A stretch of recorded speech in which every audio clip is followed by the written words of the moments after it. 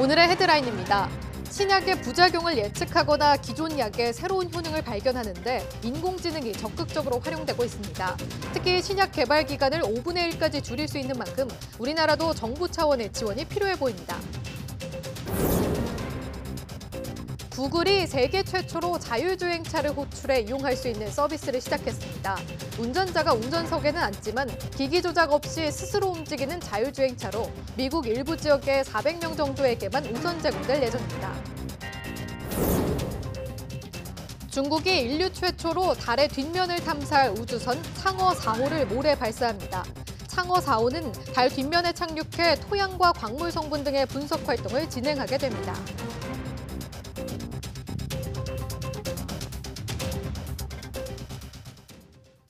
시청자 여러분 안녕하십니까? 12월 6일 목요일 사이언스 투데이입니다. 오늘은 강추위가 잠시 주춤하겠지만 전국 곳곳에 비나 눈이 내리겠습니다. 기상청은 남서쪽에서 다가오는 기압골의 영향으로 오늘 오전까지 제주도와 남부지방에 5에서 30mm의 비가 내리고 영서지방에는 1cm 안팎의 눈이 쌓이겠다고 밝혔습니다. 그 밖에 중부지방에도 빗방울이 떨어지거나 약한 눈이 날리는 곳이 있겠습니다. 오늘 서울 아침 기온은 영하 1도로 어제보다 3도가량 높겠고 낮 기온도 7도로 어제보다 4도 높아 강추위가 주춤하겠습니다. 하지만 오늘 밤부터 북극 한기가 남하하면서 다시 찬바람이 강하게 불며 추워지겠고 내일부터는 영하 10도 안팎의 한파가 찾아올 전망입니다. 체스와 바둑에서 인간을 뛰어넘은 인공지능이 이제는 신약 개발에도 도전장을 던졌습니다. 이미 세계적인 제약회사들은 신약 개발에 인공지능을 활발히 활용하고 있지만 우리나라는 이제 시작 단계여서 국가 차원의 지원이 필요해 보입니다. 최소라 기자입니다.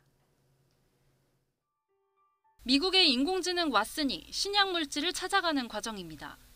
질병은 주황색 점이고 치료약물을 넣었을 때 나타나는 부작용 수십가지는 푸른 점으로 표현됩니다.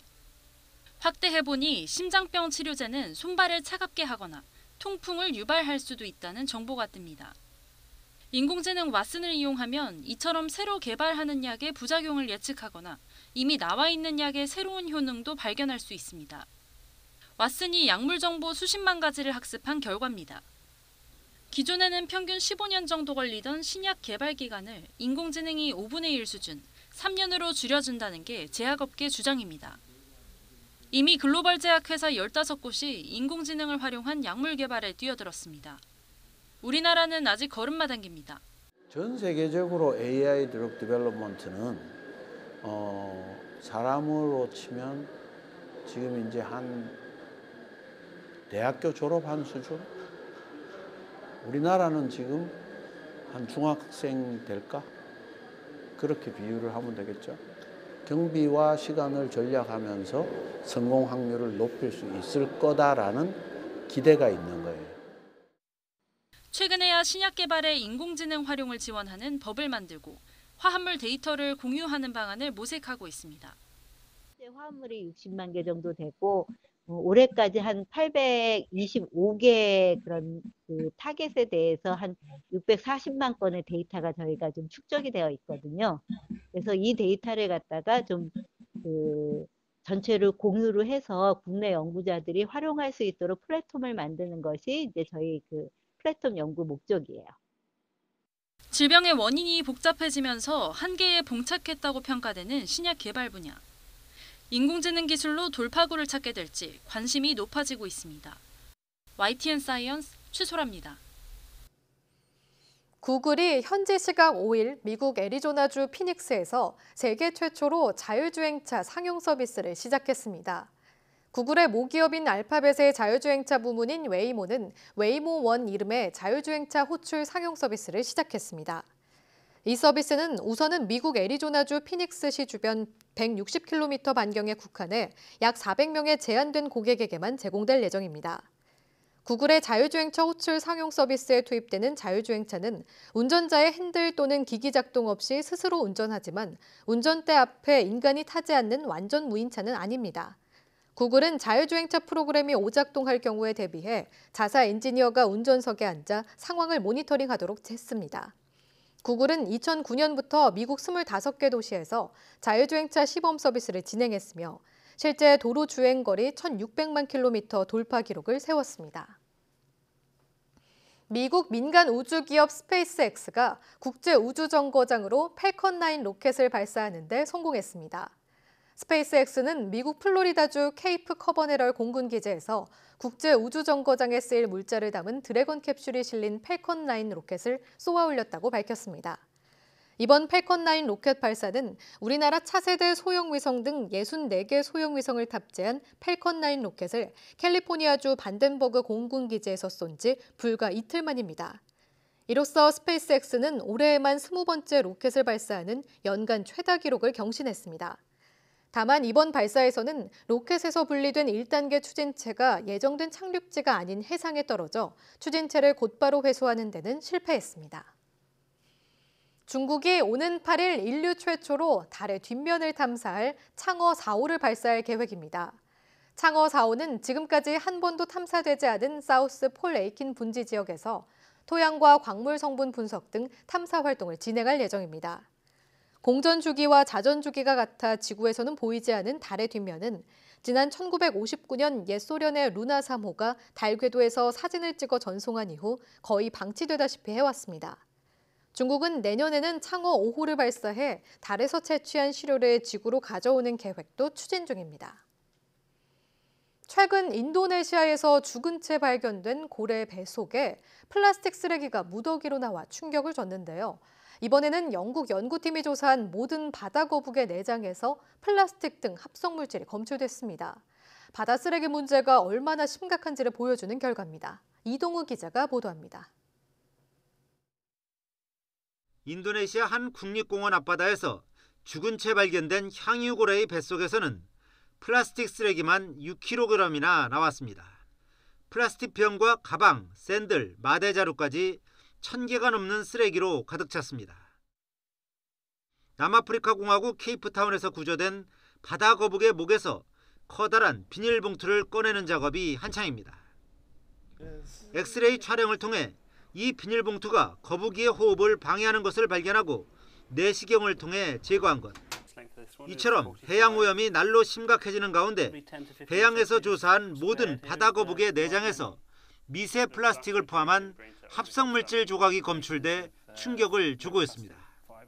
영국 엑스터 대학과 플리머스 해양연구소는 대서양과 태평양 등에서 어망 등에 걸려 죽은 바다거북 102마리의 내장을 조사한 결과 모든 바다거북에서 미세 플라스틱을 포함해 5mm 이하의 합성물 조각을 발견했습니다.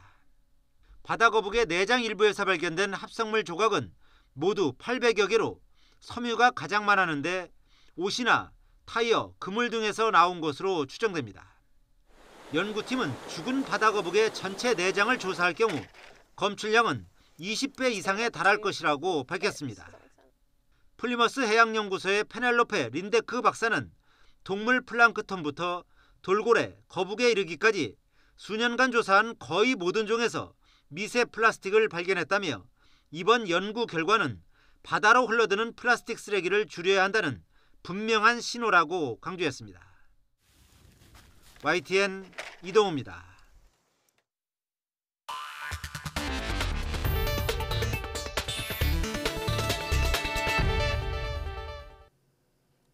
의료보험을 적용받지 않는 영리병원이 기나긴 논란 끝에 제주에서 문을 여는 것으로 결정됐습니다.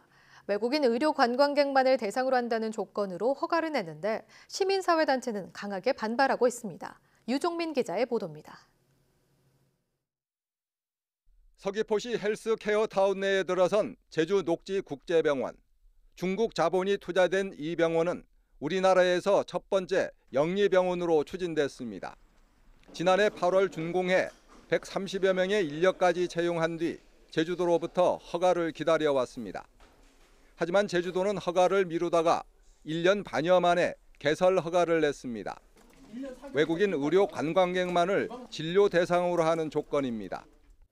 내국인 진료는 금지하고 진료 대상을 제주를 방문한 외국인 의료 관광객으로 제한하는 조건부 개설 허가를 했습니다. 진료 과목도 성형외과와 내과 등 4개 과로 한정했습니다. 제주도는 국민건강보험과 의료급여법도 적용되지 않아 국내 공공의료 체계에는 영향이 없다고 밝혔습니다. 또 관광산업의 재도약과 건전한 외국 투자자본 보호를 통한 지역 경제 활성화 등을 위해 불가피한 선택이었다고 밝혔습니다. 하지만 시민사회단체는 강하게 반발하고 있습니다. 도민의 공론조사 결과까지 뒤집은 결정으로 도지사 퇴진 운동도 벌이겠다고 주장했습니다. 원인원 도지사는 즉각 전국민 앞에 사과하고 녹지국제병원을 도민의 뜻대로 불허하십시오. 지난 10월 수기형 공론화조사위원회의 불허 권고를 수용하겠다는 뜻을 뒤집고 개설 허가를 결정하면서 후 폭풍은 더욱 거세질 전망입니다. YTN 유종민입니다. 의료기관에서 진료를 받으면서 환자 본인이 전액 부담해야 했던 이른바 비급여 진료 항목의 비용 공개 대상이 207개에서 337개로 130항목이 늘어납니다. 보건복지부는 비급여 진료 비용 등의 공개에 관한 기준 일부 개정안을 행정 예고하고 발령한 날부터 시행한다고 밝혔습니다. 이에 따라 건강보험심사평가원 홈페이지와 모바일 앱 등으로 일반에 공개하는 비급여 진료 비용 항목에 초음파와 자기공명 영상 촬영 장치 MRI, 예방접종료 등 130개가 추가됐습니다. 의료당국은 현재 병원급으로 제한된 공개 대상을 의원급으로 확대하기로 하고 올해부터 서울과 경기 지역 동네 의원들을 대상으로 자료 수집과 분석에 나서는 등 표본 조사를 하고 있습니다. 브라질에서 사망자 자궁을 이식받은 30대 여성이 세계 최초로 건강한 아이를 출산했다는 논문이 발표됐습니다. 선천적인 이유로 아이를 가질 수 없는 여성들에게 적용될 수 있는 길이 더 많이 열릴지 주목됩니다. 조수연 기자가 보도합니다. 지난해 12월 브라질에서 태어난 여자아이입니다. 엄마 뱃속에서 35주를 재운 뒤 2.5kg의 체중으로 건강하게 세상에 나왔습니다. 그러나 모녀가 만나기까지의 과정은 순탄치 않았습니다. 산모가 선천적으로 자궁 없이 태어난 로키탄스키 증후군을 알아 자궁 이식이라는 길을 선택해야 했기 때문입니다. She was a little bit afraid, but she believes that she will have success and trusted in our team. 상파울루 의대 의료진은 45살 여성이 뇌출혈로 숨지면서 기증한 자궁을 적출해 이식하는 수술을 성공리에 마쳤습니다. 이후 7개월간 면역 억제제 투여를 이어간 뒤 부부의 수정란을 자궁에 착상시켰고 제왕절개 출산 후 자궁을 도로 제거했습니다. 사망자의 자궁을 이식해 출산을 시도한 사례는 미국과 체코, 터키 등에서 10차례 있었지만 성공적인 출산은 이번이 처음입니다. There's always a potential for risk for the one who gave donates the uterus. Now the risk is small, but if a woman says I don't want to give any risk to my mother or sister, then this would give another option for them. 이번 사례는 생존 시 자궁 기증을 받지 못하거나 거부하는 불임 여성들에게 임신과 출산의 길을 더욱 열어줄 것으로 기대를 모으고 있습니다. YTN 조수연입니다. 울릉도 흙 속에 사는 미생물에서 말라리아 치료 물질이 발견됐습니다. 한국생명공학연구원은 울릉도 흙에서 느리게 자라는 희귀 미생물을 분리해 화합물질을 추출했는데 이 가운데 말라리아 치료 효능을 가진 물질이 있었다고 밝혔습니다. 이 화합물은 독성이 없으면서 말라리아를 일으키는 생물인 열대열 원충이 자라지 못하도록 막는 것으로 나타났습니다. 또 이를 화학적으로 변형한 물질은 말라리아 치료제가 듣지 않게 만드는 기생충이 자라는 것을 막기도 했습니다.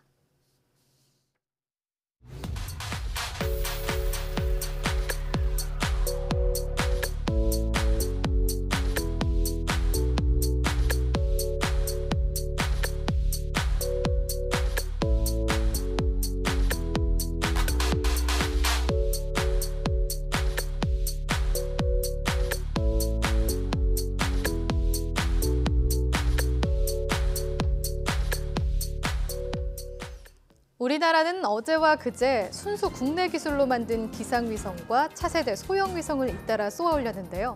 미국 민간 우주기업인 스페이스X사는 올해만 20번째 로켓을 발사했고 중국은 모레 인류 최초로 달의 뒷면을 탐사하는 창어 4호를 발사하는 등 지구촌 곳곳이 우주에 대한 도전으로 뜨겁습니다. 오늘 오후 4시 사이언투데이에서는 우주로 향하는 로켓들이 어떤 차이점이 있는지 취재기자와 함께 자세히 알아보겠습니다.